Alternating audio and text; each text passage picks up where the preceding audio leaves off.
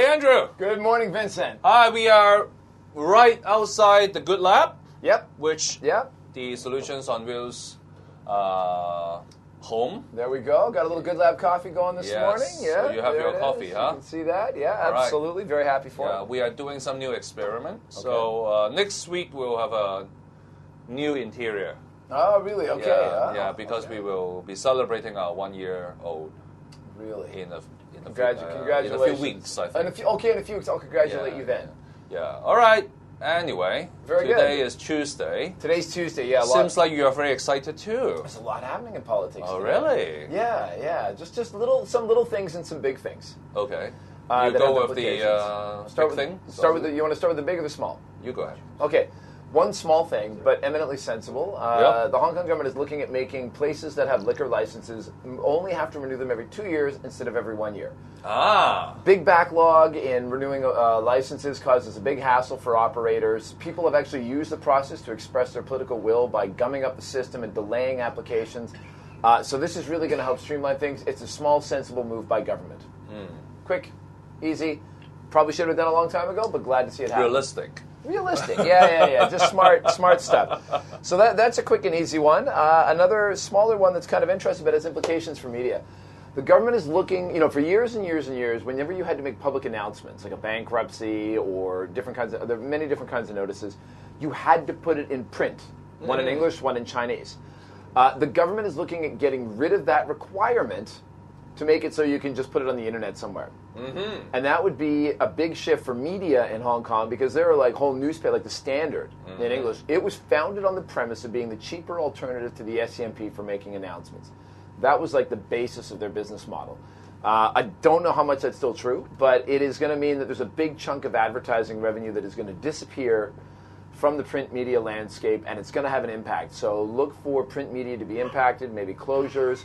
We'll have to wait and see what the impact of this is. But of course, people that make the announcements are going to be thrilled. Yeah.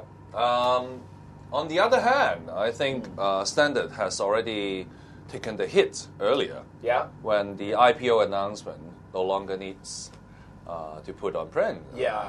IPO was a big part of that. Yeah. And, so we'll see. Yeah, we'll see what the impact is. Pick up a local newspaper and see how many announcements there are in there about bankruptcies or this or that, and you'll see.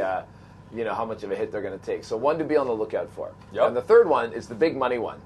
There's been kind of noise around the edges being made about Hong Kong going underground, about digging out the mountains and putting things inside them, going to caverns, right? That one. Yeah, people say caverns, right? Hong Kong does reclamation all over the place, but now they're talking about going underground and doing caverns. Some big money is going to get requisitioned to put some different facilities underground. Yep. Usually the not so popular. Yeah, well, not so popular facilities, like the sewage treatment facility. Exactly, and all that. Exactly. But the amount of money they're spending on consulting is like $637 million for the Sha Tin sewage treatment works into a cavern, $40.6 million for a feasibility study of Sai Kung sewage treatment work, and $46 million feasibility study for Diamond Hill fresh and saltwater services. Those kind of $40-something million projects are just feasibility studies. It's like, maybe it'll work, maybe it won't. But the $637 million, when that kind of money gets spent, that thing's going underground. Well, I think this is also part of the political dynamics right now. People really hate those not so popular facilities. Yeah. You always heard about the NIMBY syndrome, in my backyard syndrome. Yeah. So the consequence is, you don't want to see those unpopular facilities, we have to put it in somewhere else where you won't be able to see it directly. Yeah. So, it will be much more expensive to do that. Much more expensive. It's a price to pay.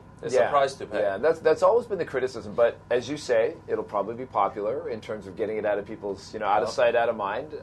If the government can make up some of the money when they resell the land for housing or other they can get something back. And, if there's a sense the government wants to keep up that infrastructure spending, which they've been criticized for in the past, this is one where they can kind of do it and say, we're still spending a lot of money on infrastructure, but all these other benefits. I think for the grassroots, they will welcome this idea because it will create jobs for the construction workers and all that. That's why they really want more younger people to join the construction industry. Oh, yeah. Because they know all these big projects are coming up. The Construction Industry Council is just all they're doing is trying to recruit and train. Shall we pick caverns? Caverns? Cavern. Word of the day. Sounds good. All right. Don't hide in the caverns. A lot of job positions out there. Yeah. All right. Thanks, Vincent. Thank Cheers. you.